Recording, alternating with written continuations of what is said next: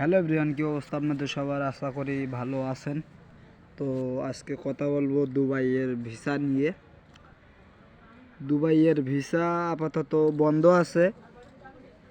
জানুয়ারি অথবা ফেব্রুয়ারির মাঝামাঝি হয়তো খুলতে পারে, এখনই শিওর না, তবুও খুলতে পারে। এরকম একটা নিউজ পাওয়া গেছে বা দিচ্ছে।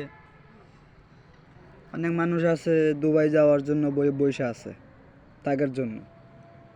এখন আজকে সাধারণ ক্ষমার মেয়াদ শেষ হয়েছে, ঠিক আছে? তো এখন দেখা যাক, জানুয়ারি তো আসতে আর বেশি বাকি নাই, আসুক। জানুয়ারির মাঝামাঝি হয়তো খুলবে অথবা ফেব্রুয়ারির মাঝামাঝি হয়তো খুলবে। তো এখন কথা হচ্ছে দুবাইয়ের ভিসা কিভাবে আমরা করতে পারি। অনেকেই আছে দালাল বলতে অনেকে বলবে